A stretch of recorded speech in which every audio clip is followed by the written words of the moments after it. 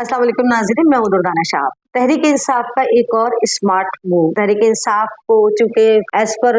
Law जो है किसी भी आज़ाद उम्मीदवार को हलफ उठाने से पहले किसी भी पार्टी के साथ शमूलियत का ऐलान करना पड़ता है, तो इसमें बहुत सी पार्टियां, दो बड़ी पार्टियों को बड़ी उम्मीद थी कि उनमें से कुछ लोग जो है वो उनके साथ इलाका ऐलान कर देंगे और फिर उसके बाद उनके मुंतखब करदा नुमाइंदों की तादाद बढ़ जाएगी। लेकिन अनफॉर्चुनेटली उन पार्टीज के लिए कि तहरीक इंसाफ के लोगों ने अपनी वफादारियों को तब्दील नहीं किया, बल्कि उन्होंने एक नई हिकमत अमली बनाई और ये बड़े इसको इसी को कहते हैं कि स्मार्ट मूव, कि उन्होंने MWM और सुन्नी इत्तेहाद काउंसिल, जिनसे इनका बहुत पुराना एक कोलैबोरेशन रहा है, फिर जब इनकी गवर्नमेंट थी उस वक्त भी इन दोनों लोगों के साथ इनका अच्छा कोलैबोरेशन था, तो उनके साथ इन्होंने अपने कोलैबोरेशन का ऐलान किया है ताकि वो रिजर्व सीट्स जो अक़लियतों की होती है और खवातीन की जो रिजर्व सीट्स होती है वो अपनी हासिल कर सके। और जब वो अपनी रिजर्व सीट्स और हासिल कर लेंगे तो इसके बाद तहरीक इंसाफ के मुंतखब करदा नुमाइंदों की तादाद और बढ़ जाएगी और वो वाज़ेह तौर पर हुकूमत बनाने की पोजीशन में होंगे। इस वक्त अल्लामा राजा नासिर अब्बास साहब ने ऐलान किया है कि हम तहरीक इंसाफ के साथ थे, हैं और रहेंगे, और उन्होंने कहा कि हमें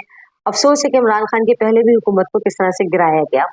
और उन्होंने ये कहा कि ये एक गैर मुल्की एजेंडा था, एक आलमी साजिश थी जिसके तहत इमरान खान को हटाया गया। और उनका अल्लामा राजा नासिर अब्बास साहब का कहना ये है कि हम तहरीक इंसाफ के साथ मिलकर इस मुल्क के लोगों के मसाइल को हल करने की भरपूर कोशिश करेंगे, इस मुल्क को मजबूत बनाने की भरपूर कोशिश करेंगे। और हम सुन्नी इत्तेहाद काउंसिल और MWM का कहना ये था कि हम मिलने के बाद, तहरीक इंसाफ के साथ मिलने के बाद, यहाँ पर जो लिसानी और मजहबी फिरका वाराना फसादात जो होते हैं हम उसको भी खत्म करने की कोशिश करेंगे, बाहिमी मोहब्बत और रजामंदी के साथ। दोनों का सुन्नी इत्तेहाद तहरीक के सरबराह और MWM के सरबराह का कहना यह था कि हम तहरीक इंसाफ के लोग हमारे साथ जरूर शामिल हो रहे हैं, लेकिन पॉलिसी इमरान खान साहब की चलेगी और जो गाइडलाइन होगी इमरान खान साहब की, हम उसी गाइडलाइन पर काम करेंगे। दोनों रहनुमाओं का यह भी कहना था कि इमरान खान साहब के साथ हमारी वाबस्तगी बहुत पुरानी है और हम अपनी इस वाबस्तगी को अब इनके साथ कंटिन्यू करना चाहते हैं। और हम दूसरे लफ्जों में उनका कहना यह था कि हम ये समझते हैं कि इस वक्त इमरान खान जैसे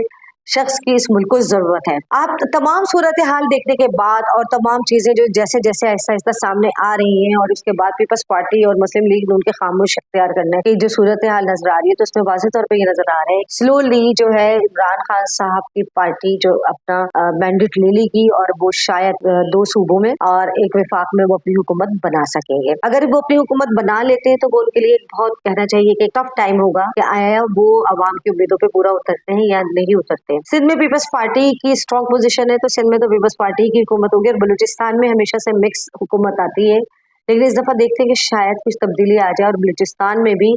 कोई एक पार्टी जो है वो रूलर के तौर पर उसका वहां पर हुक्मरानी करे, क्योंकि बलूचिस्तान में मसाइल बहुत ज्यादा है। चारों सूबे के जो नजर आता है, जो चारों सूबों के अवाम का रद्द से ये नजर आता है कि सबने मुश्तरका तौर पर, मुत्तफिका तौर पर तहरीक इंसाफ पर एतमाद किया है। और ये जो इत्तेहाद हुआ है सुन्नी इत्तेहाद काउंसिल और MWM का, ये भी बहुत एक स्ट्रॉन्ग मैसेज है बाकी लोगों के लिए कि सियासत में जो